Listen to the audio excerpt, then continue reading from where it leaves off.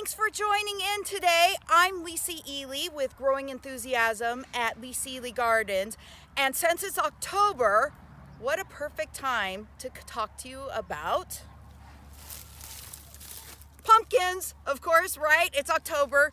What other vegetable do we ever think about when we're talking about October?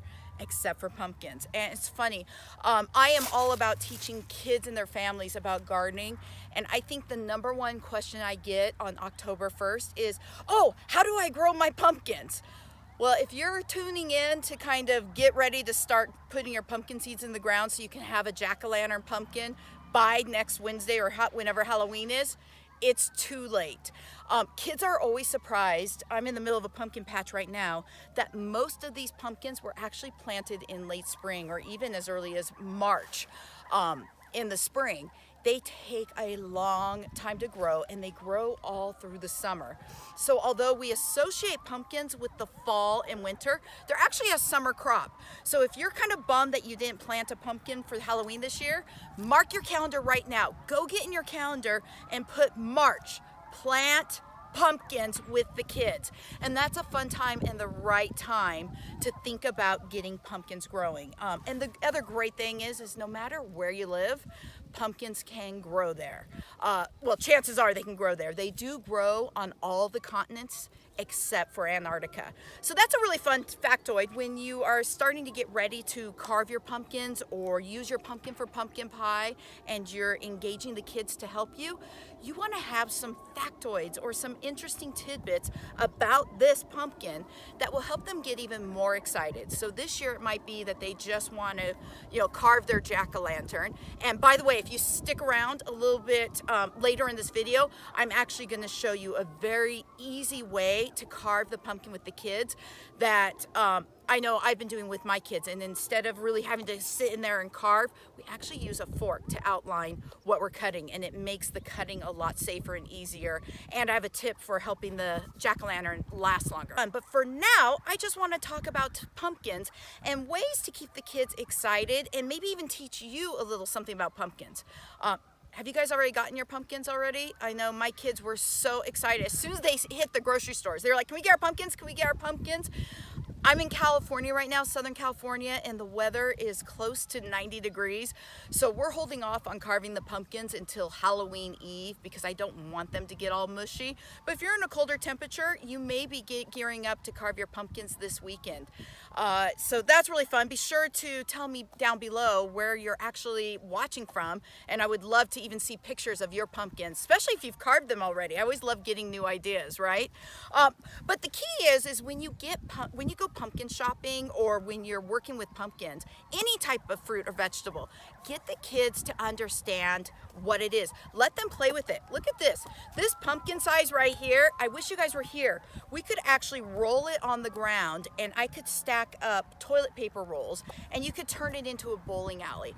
The pumpkin has a hard shell, so as long as I'm not really chunking it, which is something we do after Halloween, but beforehand, you could actually bowl with the pumpkins and get the kids excited about the pumpkin. Something else that is great to think about when you're working with pumpkins or shopping for a pumpkin is put them on a scavenger hunt. Get them looking for the right pumpkin. If your kids are like mine, when you go to the pumpkin patch, the first thing they go to is that giant pumpkin that's probably bigger than me, or at least bigger than half of me, and I freak out because of course it's the most expensive pumpkin in the patch. I know we're gonna carve it, so spending 60 bucks on a pumpkin, I'm not ready to do that. So early on, I came up with games and scavenger hunts to get them to explore and look at all the pumpkins. And it's funny because they started liking these smaller, more manageable pumpkins. But one way to do that is to get your children to go find a pumpkin the size of their hand. So ask them, go find a pumpkin that's the size of their hand. And look at that. This is very close to the size of my hand. So they're out there and they're lifting and they're, touching the pumpkins. After they find the size of their hand, it's funny and you'll get great pictures. Ask them to find pumpkins that are the size of their face. So now you get all these pumpkins. Check it out. Can you imagine? Look at that profile. I actually love this pumpkin because it's got a really long stem, which means you could carve it different ways or be creative with it. But this is a pumpkin the size of my face.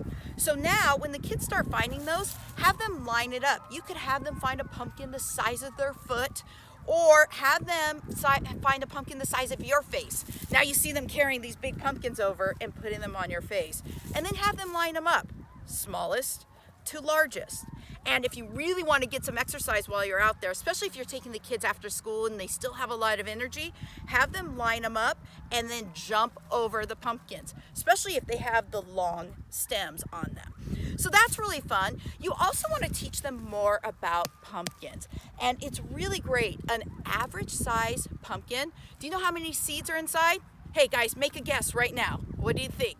I know I just got finished teaching a bunch of kids from 2nd grade to 6th grade. And are you still guessing? I think their guesses range from 2 seeds. There was a child who said maybe 40 seeds. Someone I think came up with 60 seeds, but they were all shocked because the average size pumpkin has 500 seeds in it. So that's a lot of seeds, and from those seeds, that's how the new pumpkin begins. So you do want to show kids, if you're carving the pumpkins, show them those seeds and start talking about that life cycle of a pumpkin. As adults, we kind of take it for granted. We know that the seed needs good soil, it needs water, it needs sun. But remember, if you're carving with your kids or your grandkids, they may not understand that life cycle of a pumpkin. So get a piece of paper out, write it down. It starts with the seed. Then what? Where does the seed go to? It actually goes into a sprout. So after a few days, it sprouts up.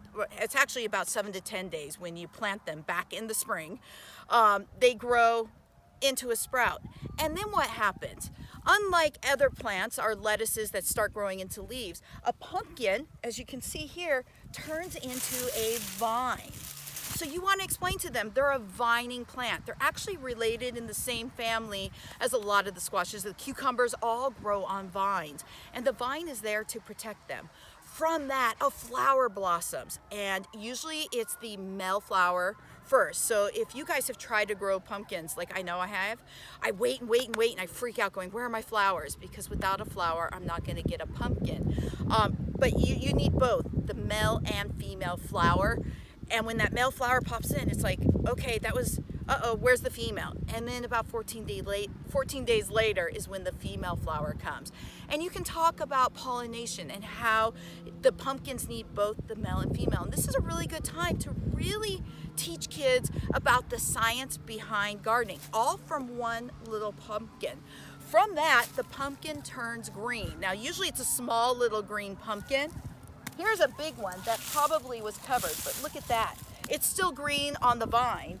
After a while, this will start turning orange, and you can see they actually have started turning it, but it's a little mushy on that side. So it's kind of fun to think about that pumpkins aren't always orange. So it's a nice little trivia question to share with the kids or ask them while they're cutting. Hey, do you know what color this pumpkin started with? Orange, and you go, no, they actually start out green. And then there's other varieties of pumpkins too. Maybe challenge them at the patch. Can you find a white pumpkin? Maybe a yellow pumpkin. What about a pumpkin with a smooth texture versus a really bumpy pumpkin? Have you guys seen those bumpy pumpkins? I know they're more ornamental than for eating or anything. It's kind of, I think they were actually created because they look spookier. They kind of look like a lot of warts on it. They're kind of disgusting to me, so we don't get them, but they are fun in a big display, probably in front of people's houses or even on the fireplace. But that's a lot of fun. Pumpkins are also a interesting vegetable because it's been around for so long. Most of our kids will associate them with the Pilgrims, and back in the early times, it's fun to tell them, you know, we really only eat the inside of the pumpkins now in our pumpkin lattes, pumpkin pie, pumpkin cookies, pumpkin bars. A student I was teaching even said they've had pumpkin juice before. If any of you had pumpkin juice, share the recipe below. I would love to know what pumpkin juice taste like. I've had pumpkin soup, which I absolutely love, but pumpkin juice, I'm not quite sure if I'm ready to try that. But if you share a recipe below, I will definitely try it. But the Pilgrims and the early colonial people actually would eat the entire pumpkin. And that's another great fact about pumpkins, is it's completely edible. And kids all instantly go, what? What do you mean? I'm not eating the stem.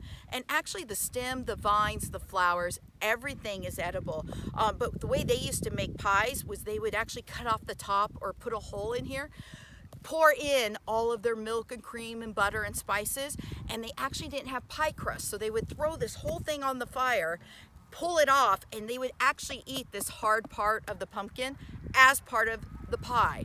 So it's a nice way to help the kids kind of think about the plant and how they could use the whole plant. There is so much stuff to do with pumpkins, but I love carving them. That's the real reason we all love pumpkins, right? This time of year is so we can carve them with the kids. It's so much fun. The trick is making sure you hunt for the right pumpkin, and you want to get a pumpkin that obviously can sit down, and that's hard. Have the kids kind of test it and make sure. If there's a side of the pumpkin that's really smushy, it's going to go fast. So you don't want that pumpkin. With so many pumpkins, how are you going to choose? You let your kids choose, but challenge them to find, like I said, the pumpkins that are the size of their head or the silliest shape.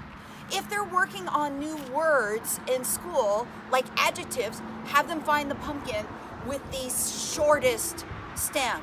Or maybe the silliest. This one has the tendrils on it still. So this is actually a very silly stem. It's got those little curly cues on it. So that's always really fun. So let them explore, but give them words to challenge them to go find the right pumpkin. Because if you just tell them to go pick one, they're gonna be overwhelmed right at the beginning and say, I want this one. But you want them to explore and learn so much about pumpkins. So in the future, they're gonna wanna grow them themselves with you in the backyard, in your own garden. These are fun pumpkins, right? On the other side of the pumpkin patch. I absolutely love them. You do want to remember when you get these jack-o'-lantern pumpkins, remind the kids there's different varieties of pumpkins, and that the insides of these pumpkins, although we can roast the seeds, are not going to be as tasty as a tiny little pumpkin that's grown for baking. So this small sweet pie pumpkin is actually the one that you're going to use to make your pumpkin snickerdoodles or pumpkin pie or pumpkin pudding, whatever you make. And the jack-o'-lanterns, we're just gonna goop out all of the insides. Now, one fun thing, and I'll put a link down below for another video that I've done, is making pumpkin slime. How many of you are cringing right now? No, I don't want slime in my house. I don't want any more slime.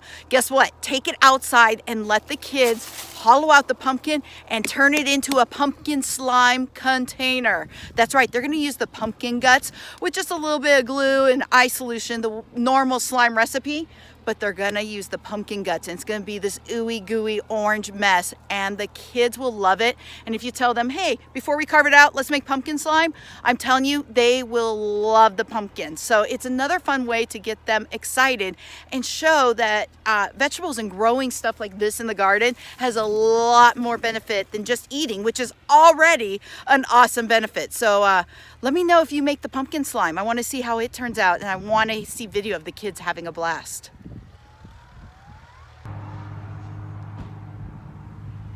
And of course, you have to find the funky gourd section, which I totally did. Look at these big gourds. These are really fun. They are related to the pumpkin, but they are definitely a different type of shape. Can you see that there? This looks like something that would be found underwater. Challenge your kids, make a log of what they find that they like, and maybe they'll put this in the garden next year next to the pumpkins so they can have these. I love these. This to me looks like an acorn, doesn't it? Look at that. It's really great. And there's one other one in here. What would you say this looks like? I know, I see a penguin. Boom, boom, boom. What do you see? Get the kids to kind of make a guessing game out of it, and they'll have a lot of fun and be really creative. Don't you want all these? Pumpkins. The other thing to do with them is these are great at a party because you challenge the kids to actually make things out of them. Write a letter or make a funny face. I know with the gourds, I always love having them write out letters or spell their name. I spelled my name Lisa right there. So just another really fun way to engage the kids and make their time at the pumpkin patch a lot of fun and like an adventure. Surprise! This is the advantage of Facebook Live-ish. I could go from the pumpkin patch to my area where we're gonna carve the pumpkins. The kids are gonna be pretty mad at me. They're still at school right now, so they don't get to carve right now, but when they get home, I definitely will have a lot more pumpkin fun for them. But for you guys to prep for your pumpkin carving with your kids and family, I do have some great tips for you, but first of all, it all begins with just the pumpkin. We've learned a lot at the patch about pumpkins, but when you get home, or if you bring them home from, let's say, the grocery store or the home store, still explore the pumpkins. One thing that's really interesting about a pumpkin is the exterior of it. The skin, that's really hard, also has pumpkin ribs and kind of these ridges on them. It's actually called a pumpkin rib, and it's fun for the kids to count them and actually explore and see. Some of the larger pumpkins seem to have less ribs than the smaller ones, but the one thing you'll find out when you cut inside is that each rib, there's attached a row of seeds. So that's a neat little scientific tidbit. The other thing we love to do is a game called Sink or Float. Now, if I were to ask you, this is about a 15.5-pound pumpkin. Do you think this pumpkin would sink or float? What about after we carve it? What's your guess? I encourage you, before you carve the pumpkin, do this science experiment with the kids.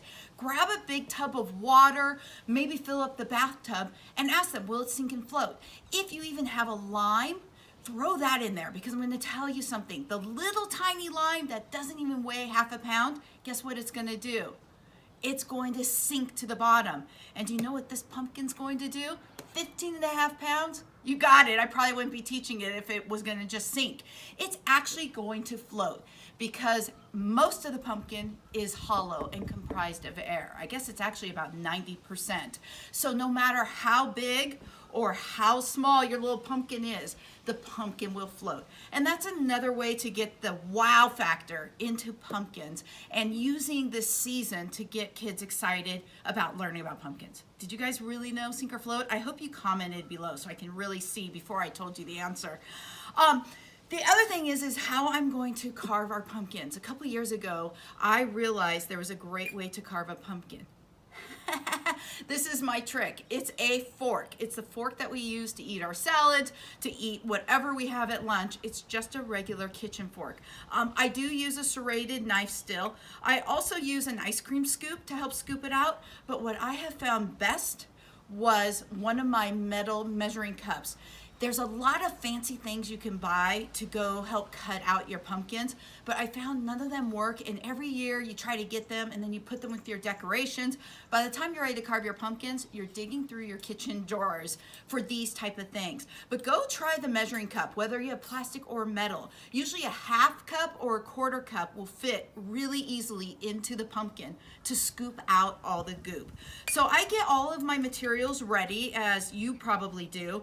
I also have found to keep the things clean is I just get a garbage bag. Just a, whoo, see it's a ghost. But this also is what we carve on top of. We've tried the wrapping paper recycled, newspapers, but it gets all goopy and gunky, and if you don't have such great weather like I do, it's still 90 degrees out here. If you're stuck inside, you want to keep the area clean. I let each child have one of these bags to carve on top of, and then all the goop goes inside, and then it's an easy bag up. But the other thing that I do now that we have battery operated candles is instead of cutting the top of the pumpkin for carving, I actually cut out the bottom. So there you go. Can you guys see that? I've actually hollowed out and cut out this pumpkin from the bottom. If you're going to use a live candle, definitely still cut the top out. I like cutting the bottom out because it lasts a little bit longer. It also kind of sits a little bit better. I'm able to make a flat bottom. So that's what I do. And now the fun part, and this is where the fork comes into play. What you do is you get the kids to sketch out a design. So I'm just doing a traditional jack-o'-lantern. I'm gonna cut a circle on that around this. I think we have a little bit of time to get this done. It won't even take me that long. And then, because we have a two-dimensional piece of artwork that we want to put on a kind of a round pumpkin, I'm actually going to cut some little notches in here. So when I tape it onto my pumpkin, I can actually wrap it around. So let me get this done real quick. It's just little notches. Can you guys see that right there? This is something the kids can do. They can draw whatever they want. We used to draw straight onto the pumpkin. How many of you guys have done that with a permanent marker? And then you don't get your lines right. So now you have little marker all over, or it's really messy because once you've cleaned out the pumpkin, it's really hard to mark on the skin of this because we still have our goop and our slime. So we found drawing our picture on a piece of paper is a fun way to do it, and you can draw over and over and over until you get it right. And then what I do, can you guys see that right there, is we just get the masking tape and I just mask it over. And I hope you guys can see this.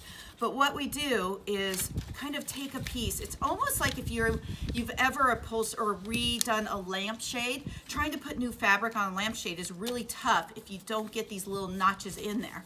And what happens is you just tape around, and those little notches allows you to get this piece of paper a little bit flatter. So you can see, I'm just gonna wrinkle it in there, and I'm gonna get a couple more pieces of tape. This is, you know, something that kids can do to prep. We don't have to be too worried about it. And here you can see where it's getting a little crinkly. So because I cut those notches, I'm able to make that flatter. And I'm just gonna get one more piece, and you are gonna see how easy this is to cut. So now we have our kind of sketch on there. This is where the fork comes in. And your kids are gonna go, I think Miss Ely's a little nutty using a fork to carve a pumpkin. But it's gonna be so much easier than trying to stab at that pumpkin. And I know as a mom, I see my kids struggling and I want them to use a knife, but man, I'm so scared that they're gonna, you know, harm themselves or cut the kitchen table. So we came up with this, a friend of mine taught it to me, and it's kind of fun. You still have to be careful, but you just use the fork and kind of do the outline. If you wanted to, and you wanted to spend some more time, or you really had detailed work, you could use a push pin to outline your drawing. Of course, I went with a very traditional jack-o'-lantern face. My husband always laughs because every year we try to be as creative as possible, and I swear my jack-o'-lanterns still look like they did when I was probably doing this with my dad back when I was 5 years old. So we just kind of put the fork right in there. So you do that following it all around. I do advise that you start with kind of the middle area or even the nose. I probably should have started with the nose because that's kind of a more firm area. If you start on the outside, depending on the thickness of the skin, your pumpkin might start caving in. But watch this. I got to go from the pumpkin patch home. I'm also going to turn this around. I prepped it for you guys. So I went ahead and put the fork all the way around this area. So now, yes, we do need to use the knife, but it's so much easier. Look at this. I'm barely using any strength at all. Oh, and there's the nose. And I just now am going to follow the dots. And I'm trying to do this a little backwards for you guys because I want you to be able to see how easy it is to cut through. And let's see if that, it is pretty easy. Get that through, and get that through, and that one through. And I'm gonna just push that right out. Should I push the nose out too? Look at that. And I'm starting to get my jack-o'-lantern. So if you guys have a minute, I'd love to finish this real quick with you guys. Where are you guys watching from, and what are your plans for Halloween? I'm really lucky. The kids and I always do family costumes. Woo! See how easy? Look at that. I have the nose and the eye down. This year, you'll have to check in on my page and see what we're gonna be. A couple years ago, my husband came up with the great idea that I should be Harry Potter. And it wasn't just Harry Potter, from the book.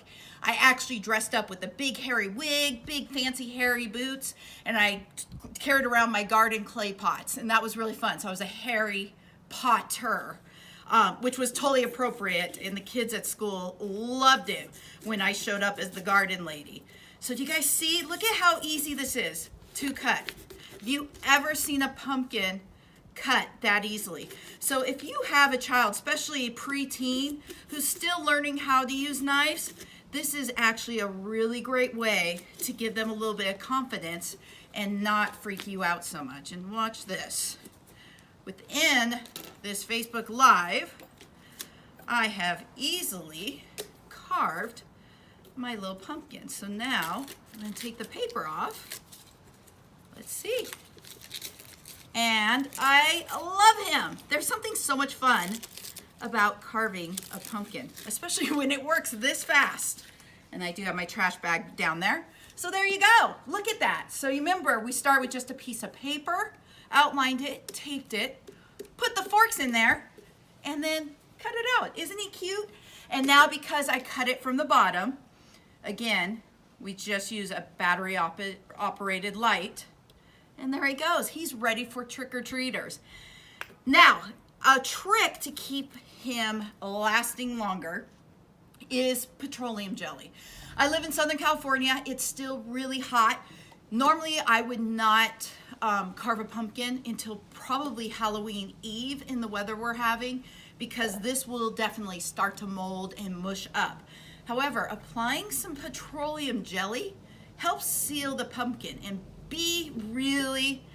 put a whole bunch on, and it will help seal up the moistness in here, and I know it keeps the pumpkin from rotting out. So I'm just gonna apply a little bit of that to him. It's like giving him some suntan lotion almost here in California. Kind of weather are you guys dealing with? Are you jealous? I would love to see pictures of some pumpkins in the snow or with the fall leaves. We definitely are having our summer weather.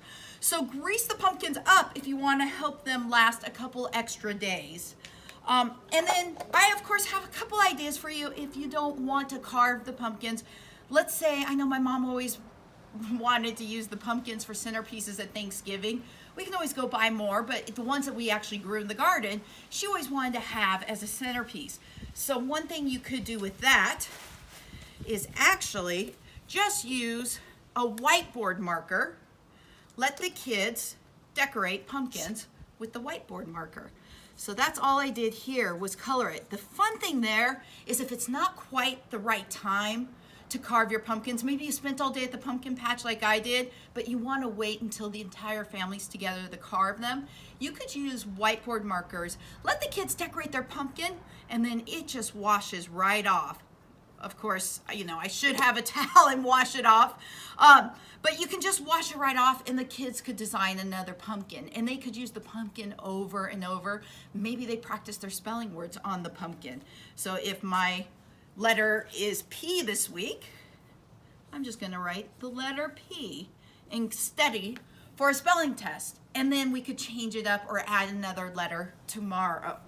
And then I know a couple people probably are noticing the pumpkins I've decorated, so a little bit fancier. I don't go so fancy. This is my favorite, but I definitely do love the quick decorating ideas. And I have this guy who's just decorated in a little bit of lace, and then the great thing is the jewels from an old Halloween necklace that were glued on top. A friend of mine gave them to me, and you can see the little necklace piece. So this is a great way to decorate a pumpkin. You could also let the kids just make a mummy. Go grab some gauze from the medicine cabinet, wrap a pumpkin in gauze, and draw a couple eyes on it. The big thing is have fun with it. Make sure they really not only enjoy the carving of the pumpkin, but learn a little bit about the pumpkin and go have some fun, and maybe next March you'll start growing your own pumpkin patch. Thank you so much for watching, you guys. If you have any more questions, put them down below. check out my other stuff on my Lisa Ely Gardens website, on Facebook. It's been a lot of fun. I hope you have a great Halloween, and definitely share the pictures of some of your pumpkins that you have on your porch, or maybe when you're out trick-or-treating. We always get so many ideas and take out our camera and take pictures of everyone else's pumpkins. I love to be inspired by what you guys are doing at home. So thanks for watching. Go grow some enthusiasm and have fun.